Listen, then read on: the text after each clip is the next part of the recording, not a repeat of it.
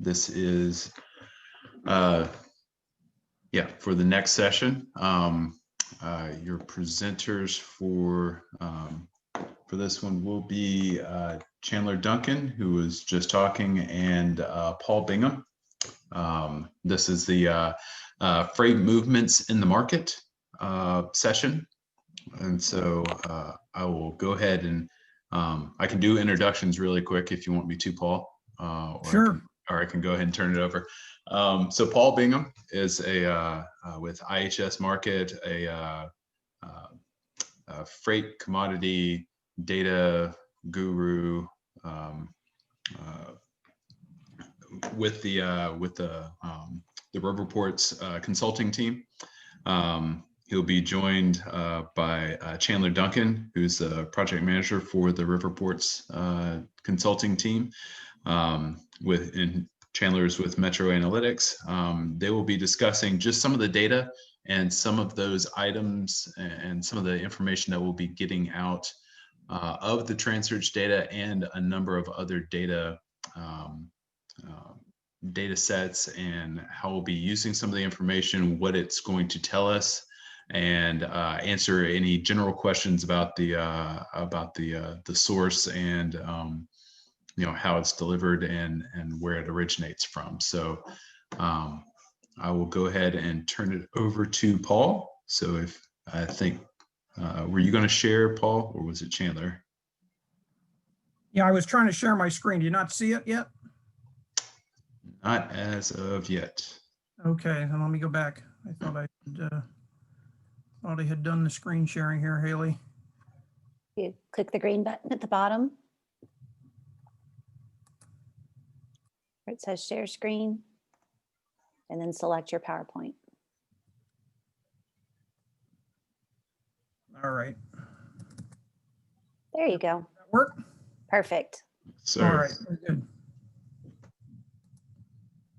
Well, Chandler, I'm actually going to have Chandler Duncan kick us off and take us through first couple slides. Some of this will be a quick repeat for those of you that have been able to join us already this morning and yesterday.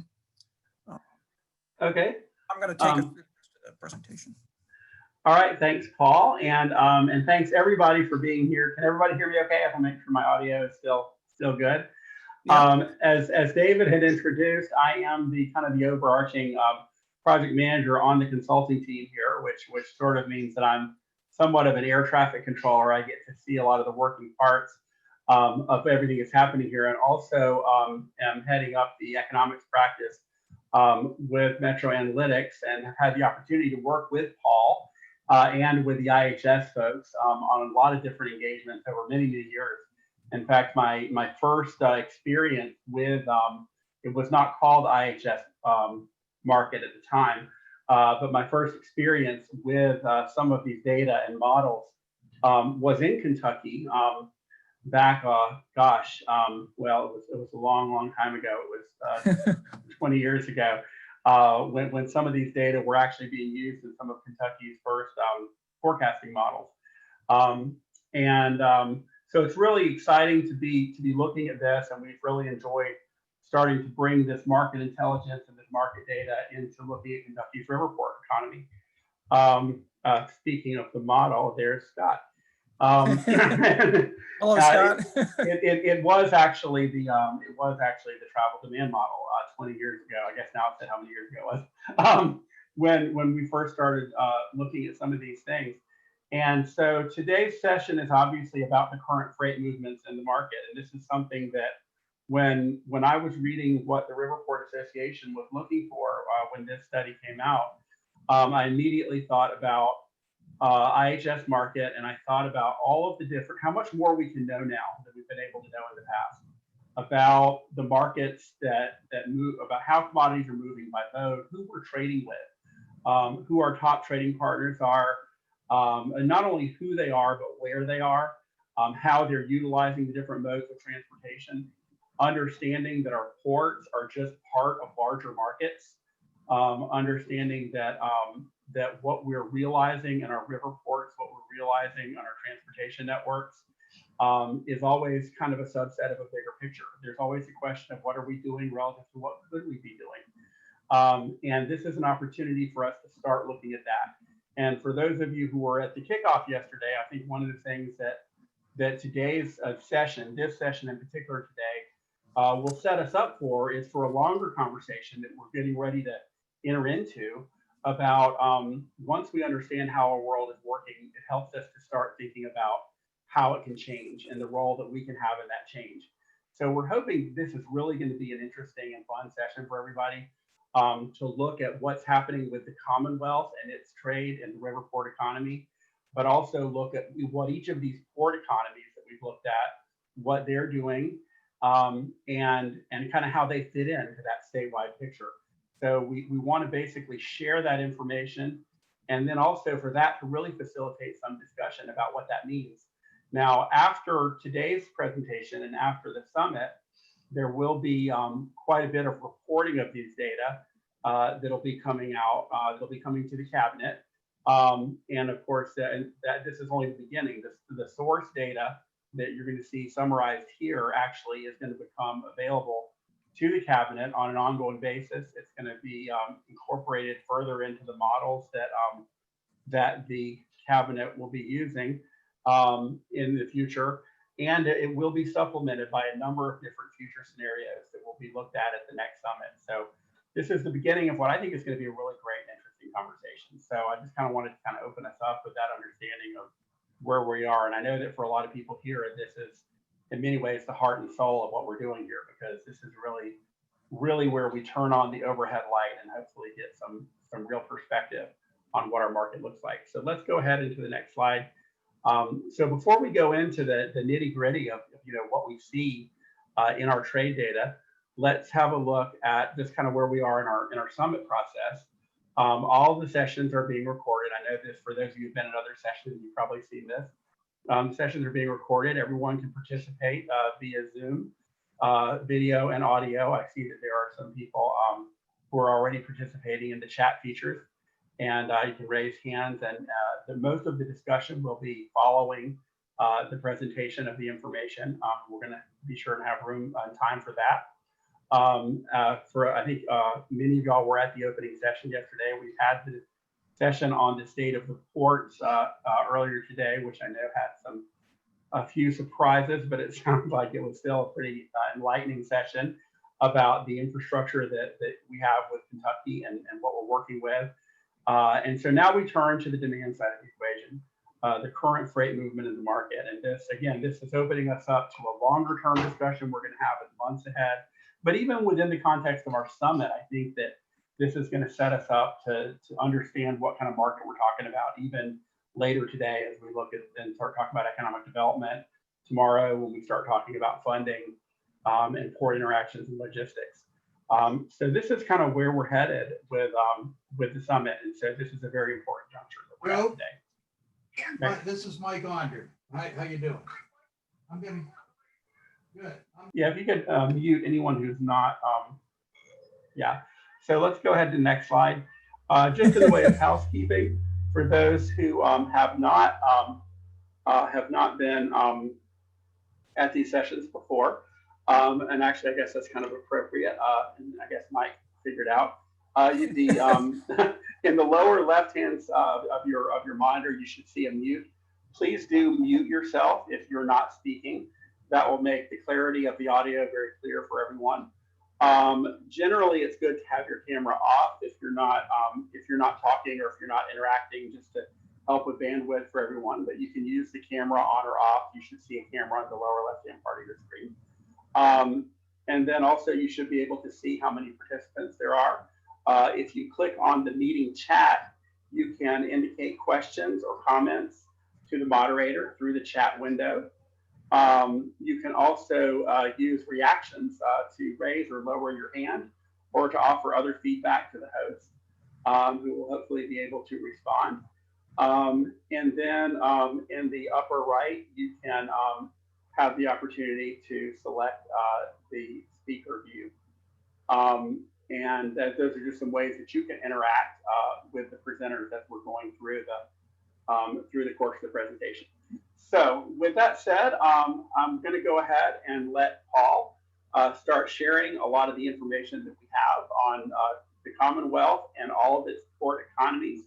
And again, I believe, Paul, you can correct me if I'm wrong, but my understanding is that the way that we are hoping to proceed is to give you a chance to kind of get through this material. Oh, wait. Oh, okay. Yeah. The reason my camera is not on is mainly because I don't have the appropriate background, because I'm on a laptop computer that doesn't have a background. But just go ahead and proceed through the material so that everybody can kind of absorb and have a chance to see all of the different trade relationships that we have to put forward. And then once that picture is complete, to have kind of a nice, well-rounded discussion. So with that, I will hand it over to Paul.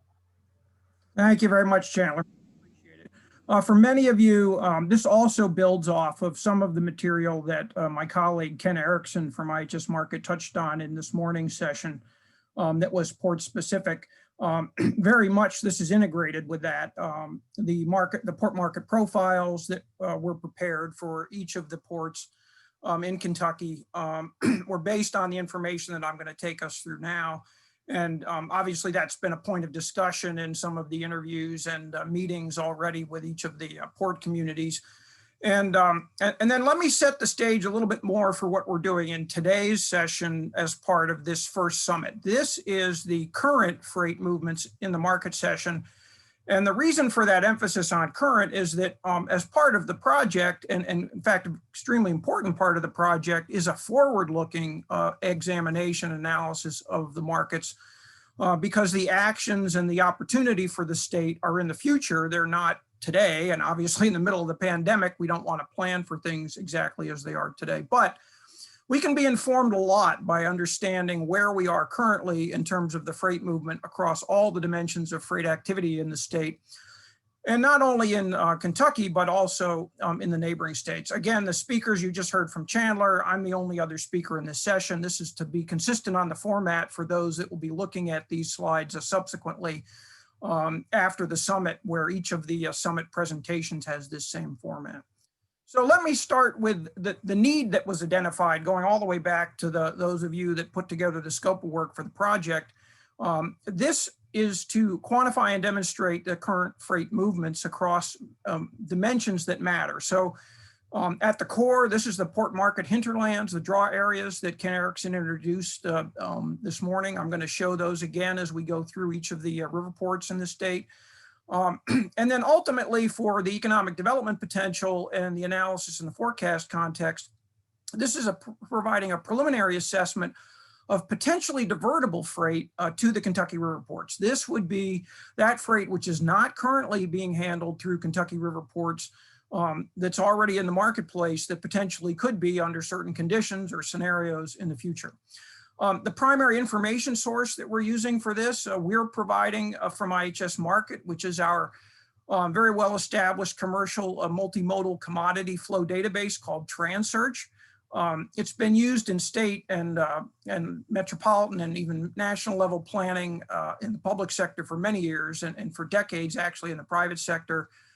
We produce this annually, and I'm going to take us through this database and what its contents are in a little bit more detail here, so hang with me on this. The applications of this, however, are very important. This will provide the current market summary for Kentucky as a state, and then for each of the Kentucky Riverports. And then I'm going to take us through today, getting us sort of to the bottom line from this initial current freight movements analysis, which is identification of some of the top ranked potentially divertible freight flows, here measured in tons. So let's take us through the dimensions of this very large data set. This is a multimodal origin destination freight flow database in tons and value. So every bit of freight that's moving in the state is quantified in more than one way in this database, including where it's coming from, where it's going to, the mode of transport being used to carry it, how much it weighs, what it's worth. And these dimensions are what make up the database and then provide us with the features of which we're using in the analysis.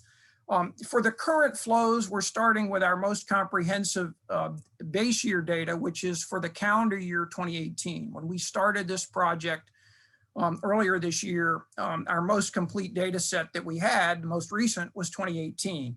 So this is the complete base year from which then we will have forecasts going forward to take into consideration the pandemic and all the evolution of the economy since 2018.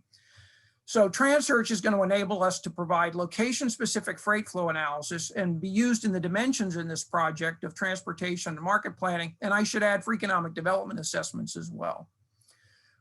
The market geography of the commercial TransSearch database is the entirety of the United States, with extensions into North American trade partners in Canada and Mexico, as well as the overseas trade partners representing US imports and export flows.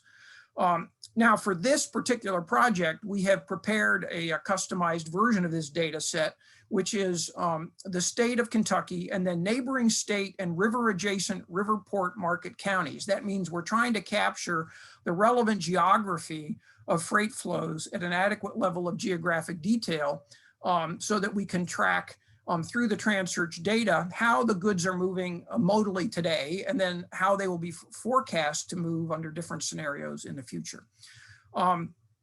For the rest of the country, where we're not maintaining the individual county level resolution of detail, not 3,000 plus counties for the entire country, we have the state portions of what are called the business economic areas. That's a US government longstanding grouping of counties together, centered around the business activity and very conventionally oftentimes metropolitan areas. So that's important in this project in terms of the neighboring states as we move away from Kentucky. Then, as I mentioned, individual separate import-export flows with Canada and Mexico. Those are multimodal, obviously. Some of those are waterborne, move through the inland waterway system up on the Great Lakes or out on the coastwise trades, also by rail and by truck and by air.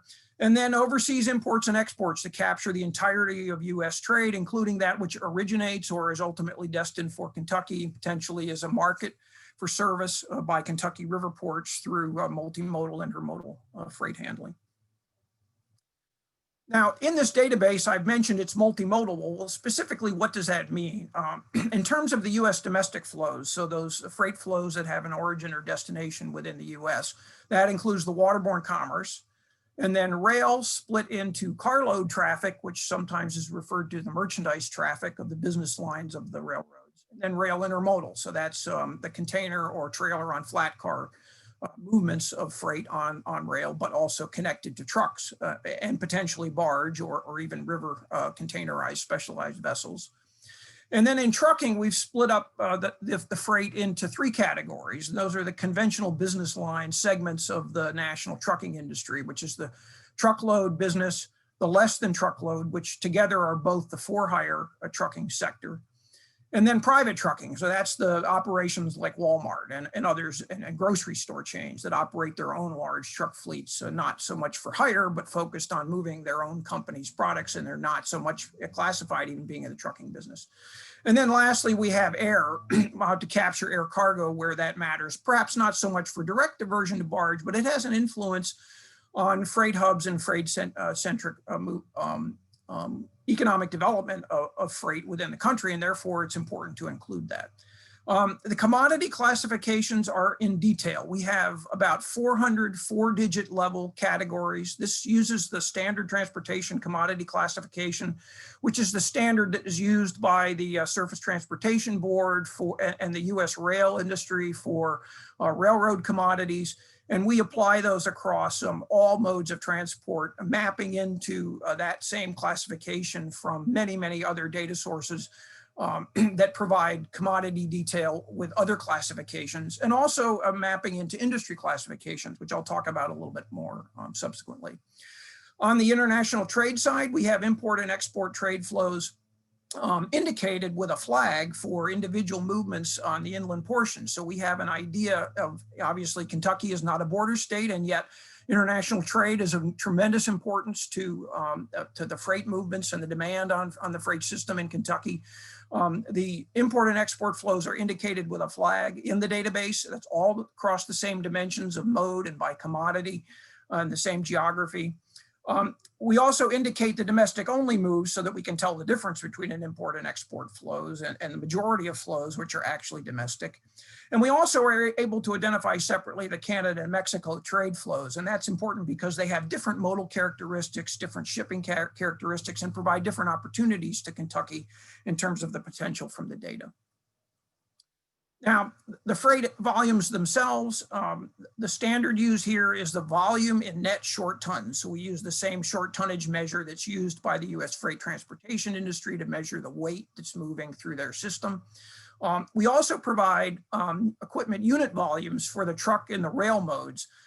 This includes the total tonnage for inland waterway and air freight in the database, where we don't indicate the actual units of equipment, so numbers of barges or number of aircraft. But for truck, we actually estimate the number of truckloads, and for intermodal rail, the numbers of containers or trailers as intermodal rail units.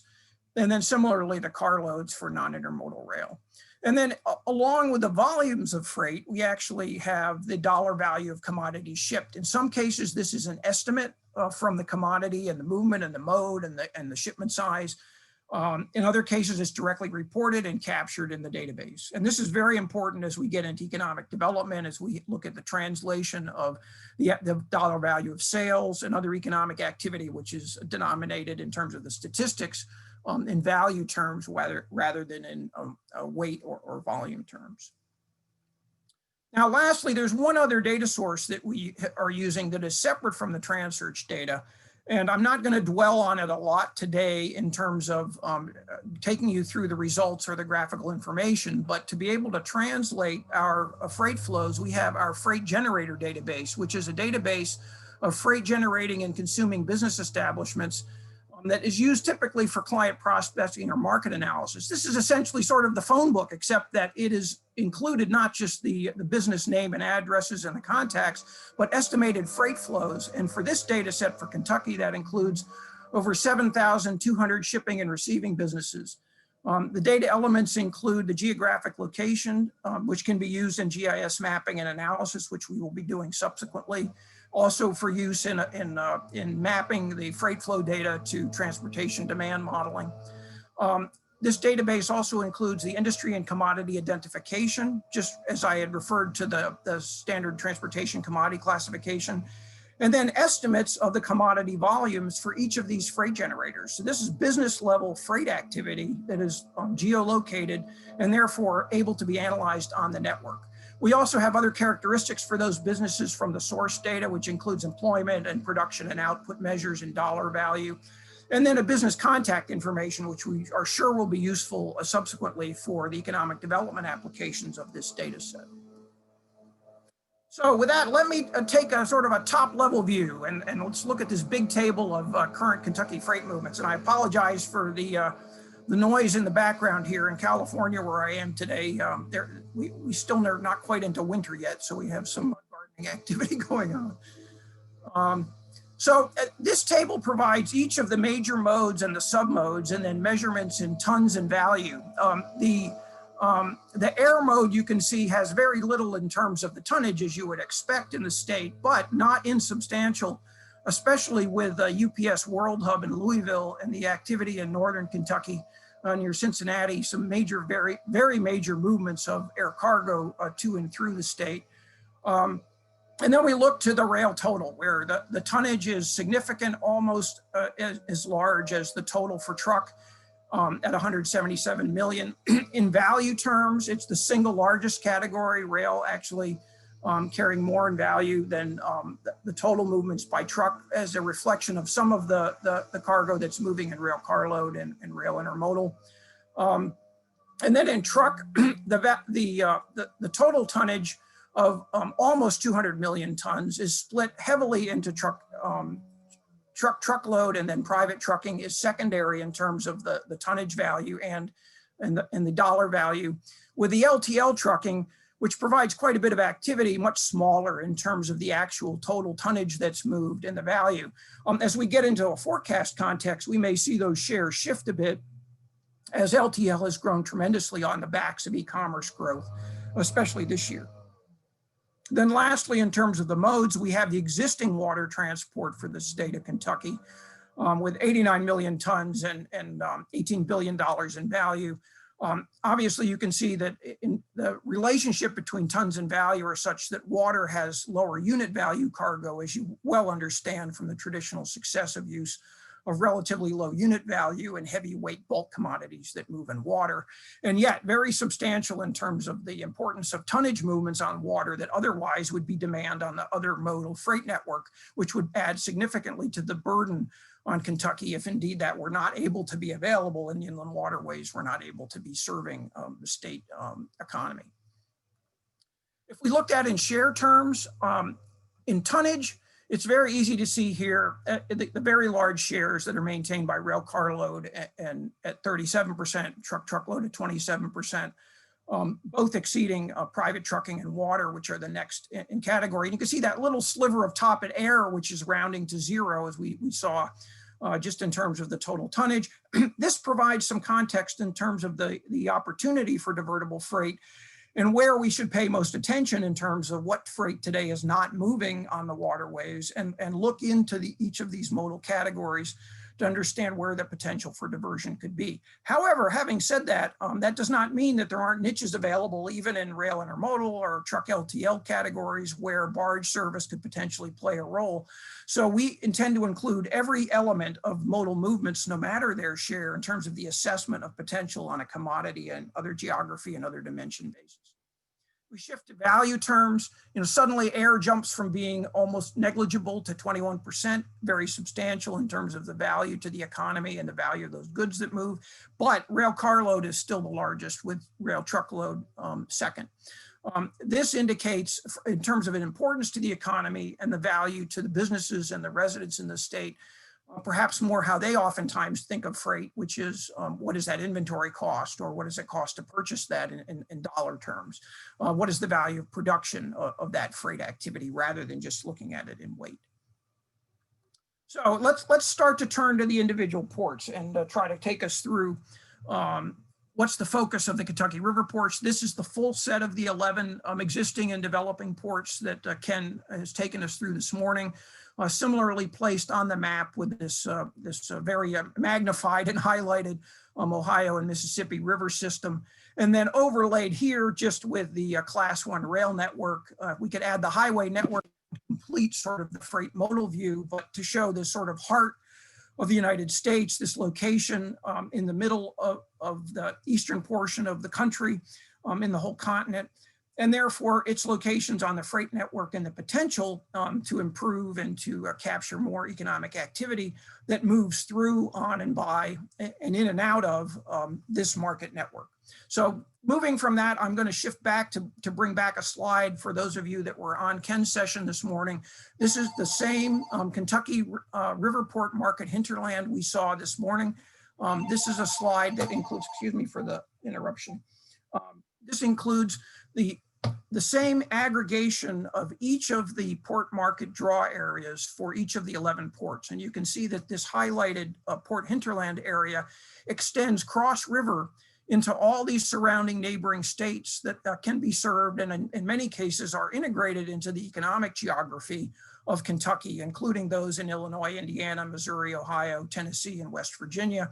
But you'll also see that that draw area does not extend to the entire state of Kentucky as we get into the far corners of southeastern Kentucky, being more distant from an economic perspective from the river ports, in terms of this same convention of this 90-minute driving time that was used as a rough rule of thumb to define these regions. Now, that does not mean that there are not economic opportunities beyond this market area by any means.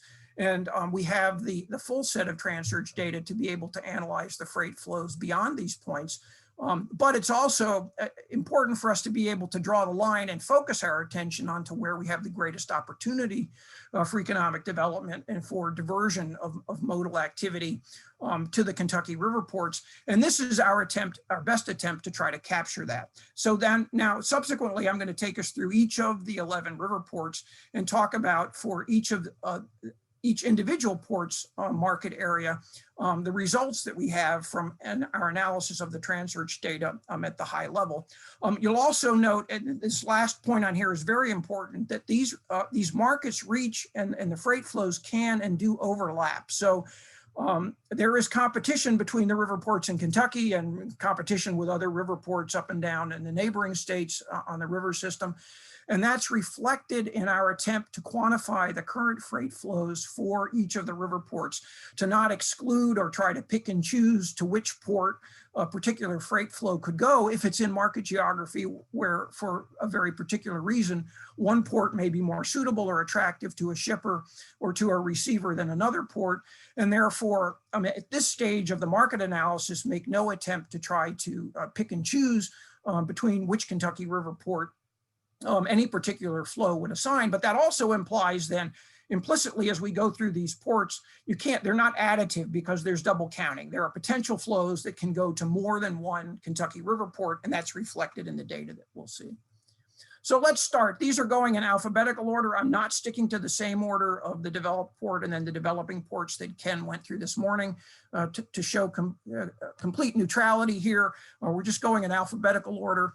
So I'm going to start with Eddyville. This includes Economic Development Authority, but focusing on the Riverport for current movements. And I have the same format for each of the 11 ports, where I have the market area in the map in the upper left, which is the same market area map that you've seen this morning, and the same market area map that you'll see in the port market profile documentation. And we've been able to use this quite successfully. Excuse me a second.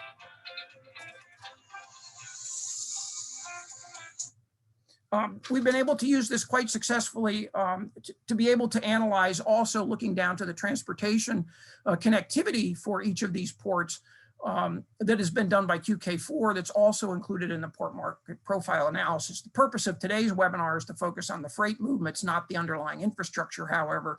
And this is really more as a reference to understand how these modal freight flows for each of the ports can go. For the table that's in the lower left, this is our summary at the top level by mode in tons and value for the market area for Eddyville. And this reveals just how much freight is moving in this market area. This is a substantial amount of freight, and we'll see this story play through repeatedly as we look across the ports in the state. The single largest mode, reflecting just what we saw at the top level for the state as a whole, is truck. It's also very much the highest value. As a share, rail is second and substantial at over 500 million tons. And in value terms, also second, but also reflecting the lower unit values of rail, much lower in terms of total value share. But then let's draw the focus to the right, to the top potentially divertible commodity categories. This is measured just in tonnage, not in value.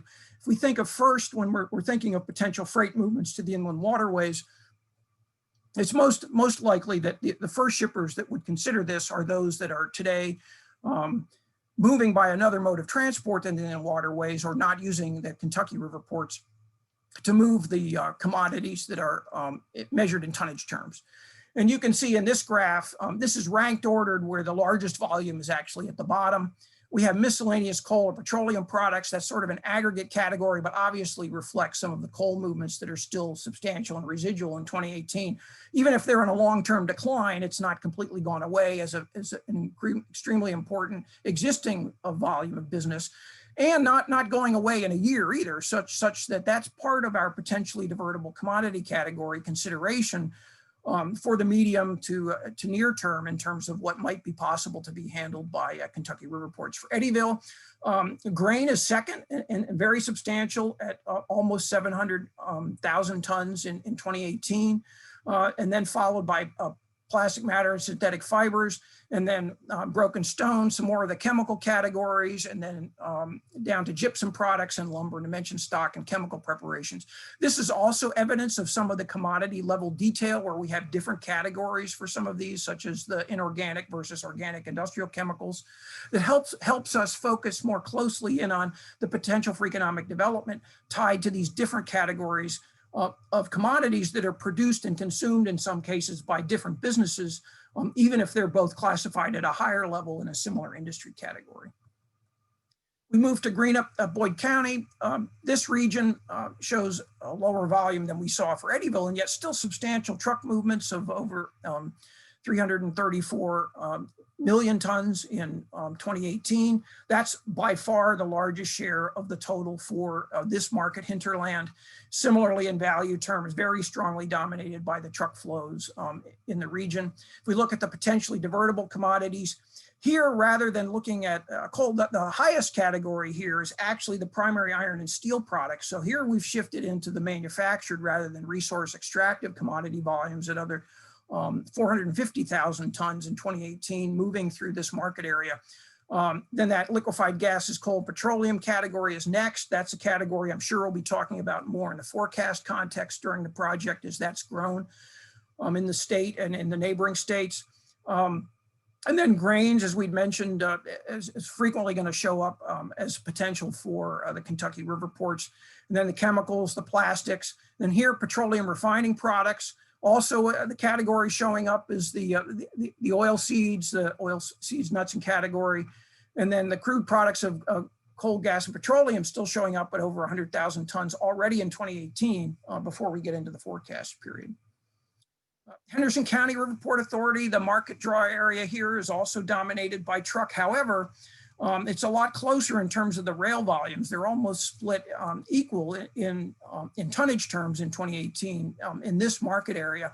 Of course, in value terms, still dominated more by truck than by rail.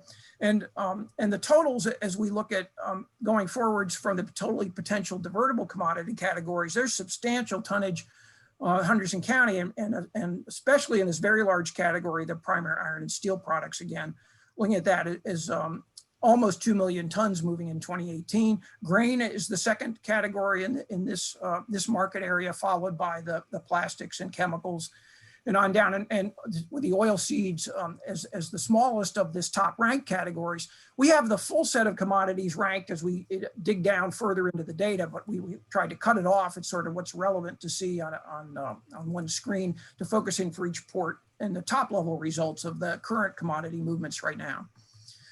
Hickman-Fulton County Riverport Authority current movements. The tonnage is much more dominated by truck than by rail, or that it still moves that which is moving by water. That's also true even more so in value terms. If we look at the potentially divertible commodity categories here, again, it's the miscellaneous coal petroleum products that's by far the dominant that's moving within this hinterland region. But the organic chemicals category shows up as number 2, which we anticipate, as I mentioned before, when we start to look into the forecast period, we may show that because it had grown to this level already in 2018, may have more potential. Similarly, grain and plastic matter, and then as we move down through the categories here, industrial gases shows up. And even lumber or dimension stock, which when we get to looking at what's happened this year, maybe will have diminished a bit, but maybe has some potential again in the future as an example of a category that may warrant some ports making some investments and pursuing for economic development to serve the end markets, even if the volume doesn't measure to some of the others, may still be profitable in terms of diversion to a port such as Hickman-Fulton County. We move on to Louisville, Jefferson County Riverport Authority market area. You'll see we've added a row to the table here, which is to capture the enormity of the air value, not so much the tonnage, but the air value that's captured there at the UPS World Hub and the other cargo that moves through Louisville. The truck volumes here are very large. If you look at that enormous volume of truck traffic that's moving, both in tonnage terms and in value terms. This is obviously a very large metropolitan area for the state, a critical cargo hub for the country, even for the world in terms of the connectivity through the world port. A tremendous amount of truck activity that's based in the distribution activity that's centered in this metropolitan area, and that's captured in the tonnage data and in the value data that we see. This is amongst the top 2 in terms of total value of any of the port market hinterlands in the state. And it's also reflected then if we look at the top potentially divertible commodity categories with primary iron and steel products, so the manufactured categories there at over 900,000 tons. And then plastic showing up second, and then the broken stone and the Portland cement showing up is the number 3 and 4 categories, then potassium, sodium, other chemicals categories, then down through the petroleum refineries that move in and out of products that move in and out of Louisville, then some more construction materials with gypsum, and then grain, much further down in terms of the rank order for this particular port in terms of the significance of the existing tonnage. Then we'll address in the forecast what its potential for handling may be in the future. We look at Maysville, Mason County, Riverport Authority, the market area here, very much dominated still by truck, both in tonnage terms and in value. Rail is a little bit more than half of the tonnage value that's handled by truck. If we look at the commodity categories that are moving through this market area, that includes, again, the primary iron and steel products is number 1, but not far behind the chemicals categories. And these are in detail.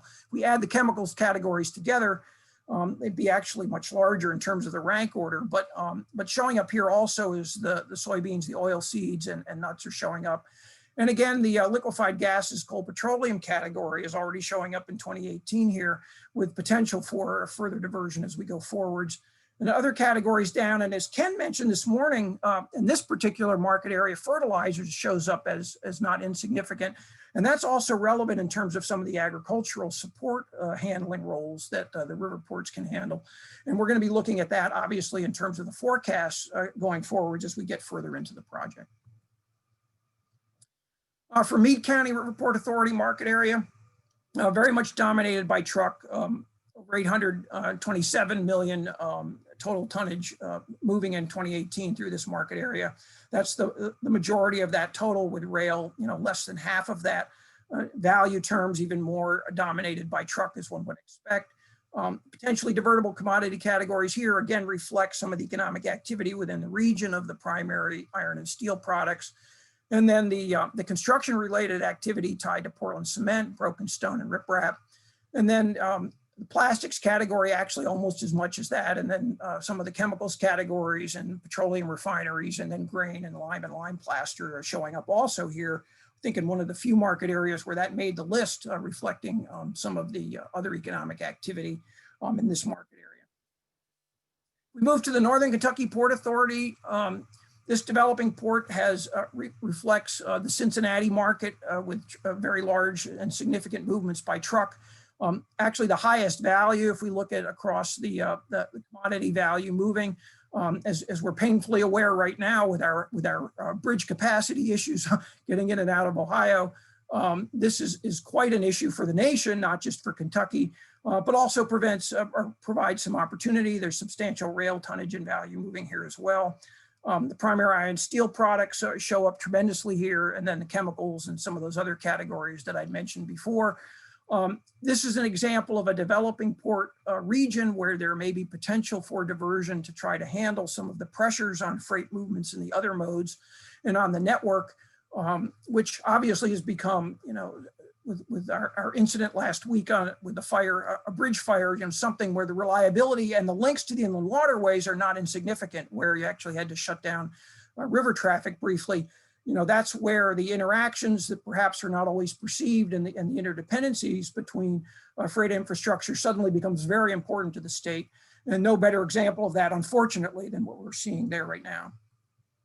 If we look at Owensboro, the Riverport Authority market area there, rail is more significantly important compared to truck in this region, with almost 400 million tons moving by rail in 2018. Still dominated by truck, however, both in value terms and in tonnage. Again, the primary iron and steel manufactured products category shows up here before the stone movements, and then grain. Plastics and chemicals show up. Also showing up here is asphalt coatings. There's some other specialized products that move in some regions in volumes enough related to a certain industry activity, and in that case, obviously asphalt being tied to the infrastructure of the roadway networks and parking lots and other uses for that, that may be potentially attractive for using a very dense, heavy commodity like that on inland waterways for movements of materials.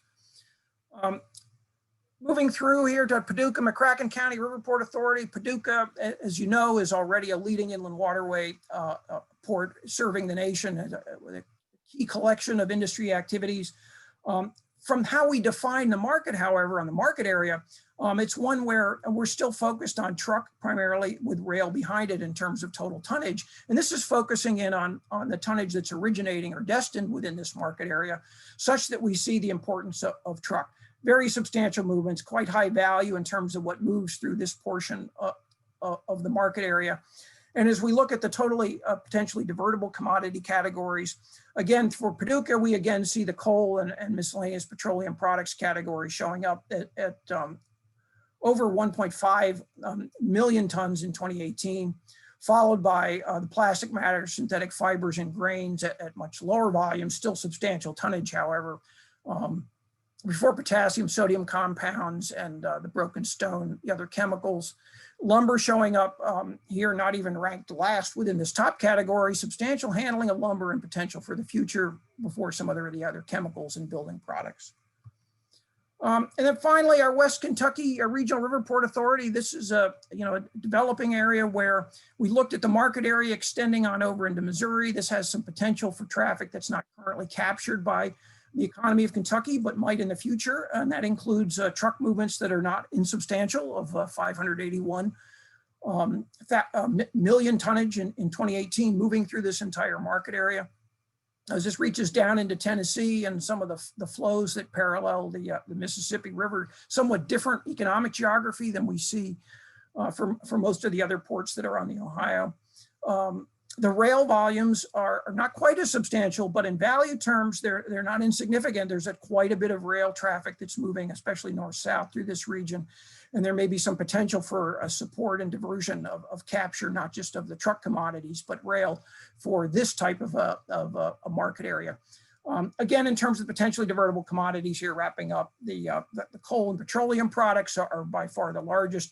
Then the plastics, the chemicals, the grain that has a different reach in terms of the draw area, broken stone and riprap chemicals and other sodium compounds and gases. And then lumber showing up again in this category. It's not insignificant around the state, and the movements of that and the support of that for construction activity is going to be sustained as we start to look into the forecast period, and we can discuss that more as we move to questions and comments. I think I'm going to end the screen sharing and then move it back to Chandler if you want to share here on addressing the comments. Yeah, I think that we're already getting some interesting questions and comments and input from a lot of our different participants here. And so I think that again, I don't want to detract from the flow because I think there was a lot of information there. I think we have things that are of significance for the Commonwealth as a whole. And I think that also it can sometimes be interesting for some of the port folks here to see what another port is doing as far as understanding the diversity of the different commodities and different markets that are utilizing the ports in different ways, and also understand how some of these modes relate to each other. So what I would suggest is we go ahead and we open it up.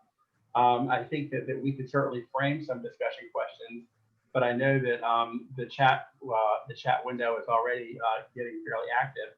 So I would just kind of open it up to let's see what we've seen as far as questions so far.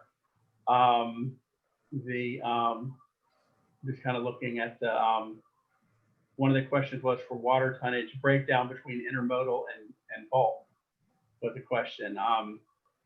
As far as is that kind of information available if someone wanted to get it from the data? We have not a direct indication of a water intermodal, but they're from the commodities, the individual commodity categories.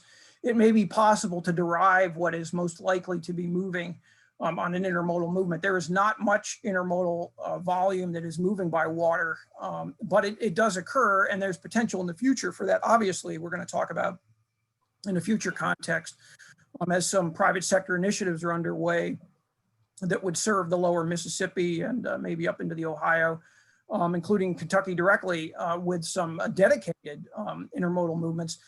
There's also some potential to identify intermodal diversion potential where commodities would not necessarily be moved in the same equipment type. In other words, just because they're moving, say, in a truck trailer or on a rail car intermodally today, if the reliability, efficiency, and economic value are such, it's possible that you could even have a diversion from an intermodal piece of equipment to a bulk or break bulk movement on inland waterway vessel activity, depending upon the overall shipment volumes and the economics of that. And as Ken mentioned this morning, also the reliability of the system to be able to divert some of that commodity traffic that's now moving, even if it's classified as intermodal. We've seen this year during the pandemic, in fact, quite a jump in increase in the rates charged for intermodal traffic on rail specifically.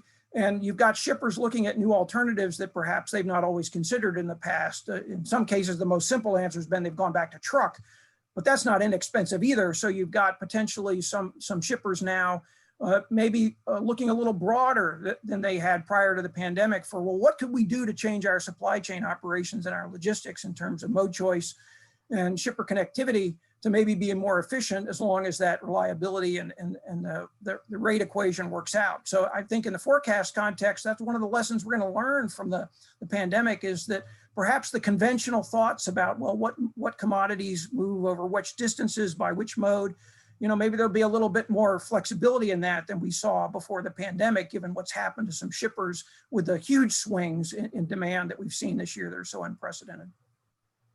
All right. Another question is, what happens if coal and oil should start to be replaced by non-fossil fuels? How would the Kentucky Riverports recover, or how would they prepare for potential shifts and those types of commodities? That's an excellent question, and it is embedded in the commodity information, some of the potential for what can happen there. So for example, we've already seen moving on the inland waterways increasingly what are categorized as project cargoes.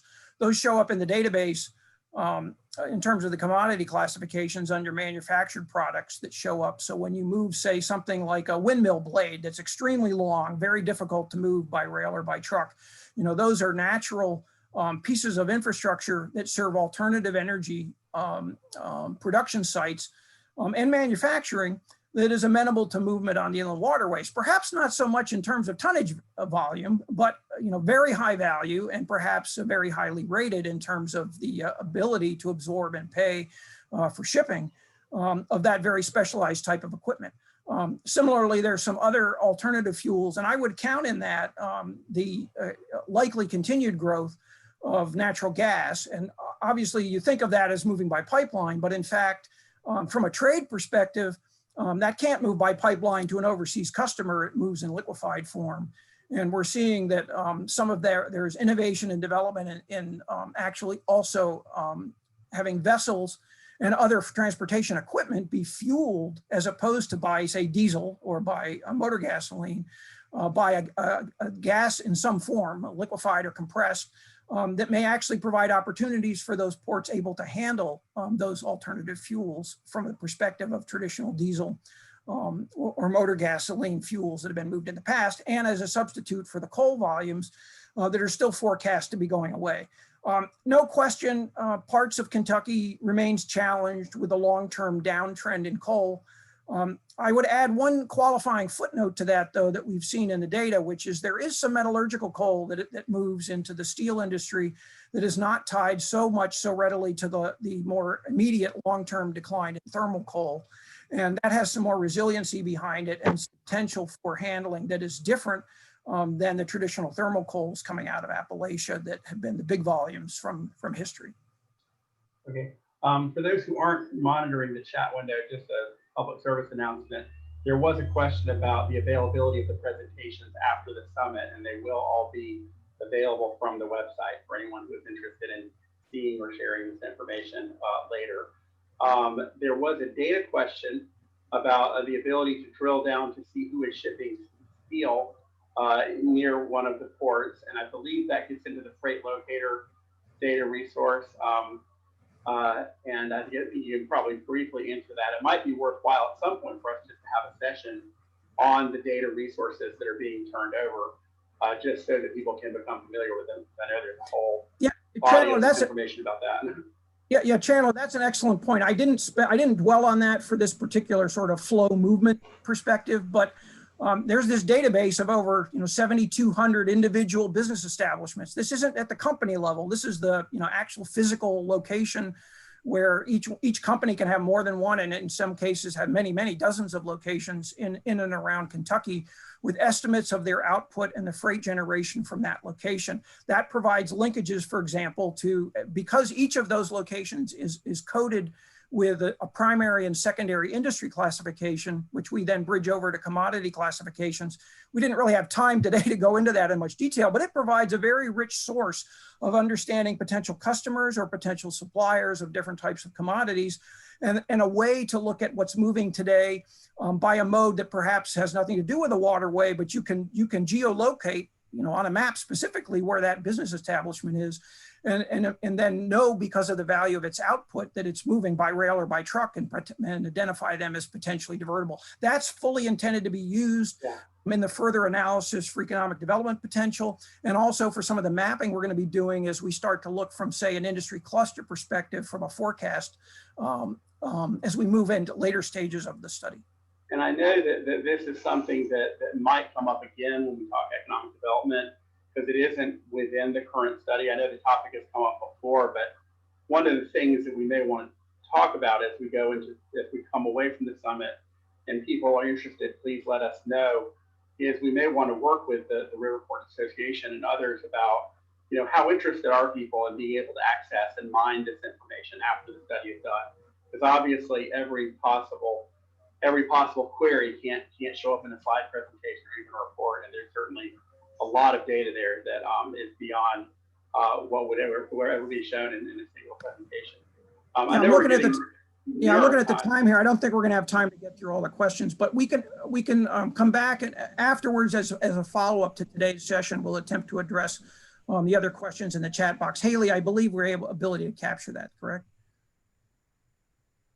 Oh, you're on mute, Haley. Yes, we will capture all the questions that are in the chat box and share. Thank you, and I apologize. I mean, there's so much to cover here. We're talking about millions and millions of data points, and we had 1 hour to summarize them. So we'll do our best to address all your questions. Thank you. Yeah, I think we're near the end of our time. I don't know if we had time for that. I think there was only a couple more questions. Just a simple question about confirming that the values are in millions. I think that's an easy one. Or are they in thousands? We had I think thousands of tons and millions of dollars. There's over a year of throughput. There's an awful lot of freight that moves through these market areas, and I think that's where, if you look at this, you may think, well, that can't possibly be what's originating in the business in that market area. But understand, we're looking for divertibility, which includes freight flows that are originating somewhere else and destined for somewhere else, that have the potentially to be diverted, basically interrupted during their movement, and not excluding that as potential business for the Kentucky Riverports to capture. It doesn't have to be consumed or produced within the market area to be captured potentially as divertible business for Kentucky Riverports, and that's reflected in the data you saw there.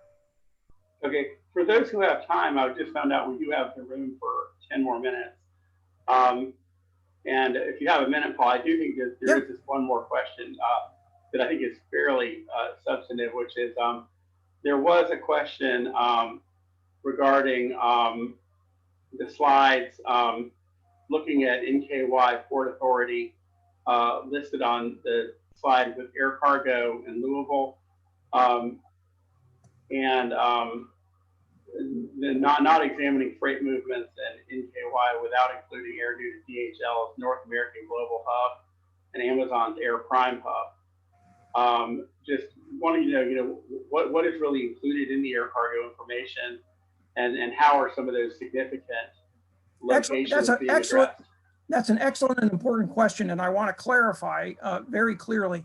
Excluded from the tonnage and the value, and you'll see this if you try to compare the air cargo data that we have to, say, the airport level enplanements.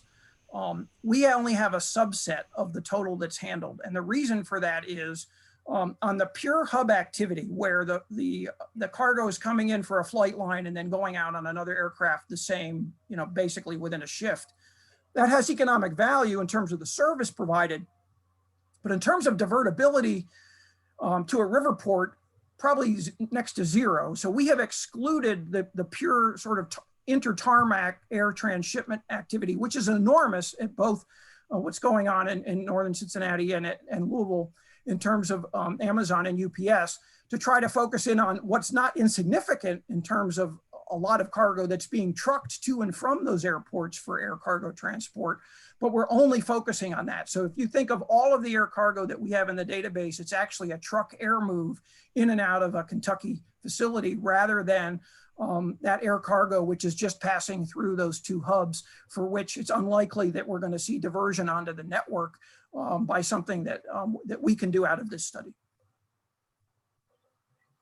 Yeah, and there was another question up also about drilling down to be able to look at the individual cargo moves by tonnage and value, which I know is possible in the TransSearch data. Again, we may want to look after the summits about if there is a way that we can make that more accessible for people who don't have big access capabilities, but the data are searchable that way. How much volume moves on our rivers that originates from or is delivered to a facility located in the river in Kentucky, not located within one of the referenced river ports, power plants, grain facilities, chemical production, or elsewhere? We have captured that from the waterborne commerce statistics. It's not insignificant. And in fact, that's a very important point as we get further into the study, is that we have defined the market areas around the 11 Kentucky river ports, but that is by far from all of the private port terminal network of Riverport activity and waterborne commerce for the state of Kentucky. So there are tonnage moved by waterborne commerce. In fact, you saw that in the tables for the developing river ports in that summary I gave you, capturing that private waterborne freight activity that's already moving through the ports that actually aren't handling any tonnage as a developing port. And that's included in the potential. Obviously, there's some competitiveness issues and some proprietary issues in some cases in terms of dedicated single company facilities. We've got confidentiality limits in some cases in terms of what can be revealed, but that's part of the overall story for Kentucky as an economic development opportunity to recognize and understand that the private Riverport and river terminal activities are already contributing to the economy and provide some potential even apart from the Riverports Association membership, both the existing and the developing ports, and not trying to ignore the existence of that. It's a valuable part of the economy already and of the inland waterway system. But the focus and the charge for the scope of the study was to look at the divertibility and focus on the 11 ports that we've taken us through here. One of the things that I thought that we talked about that I think is also important, and it will be, I think, addressed in the report, and it may have been come up in some of the individual port discussions, is just simply that when we look at this high level data, we're looking at the entire market. And so you have, when you look at a port, it's a subset of the market, what the port is handling.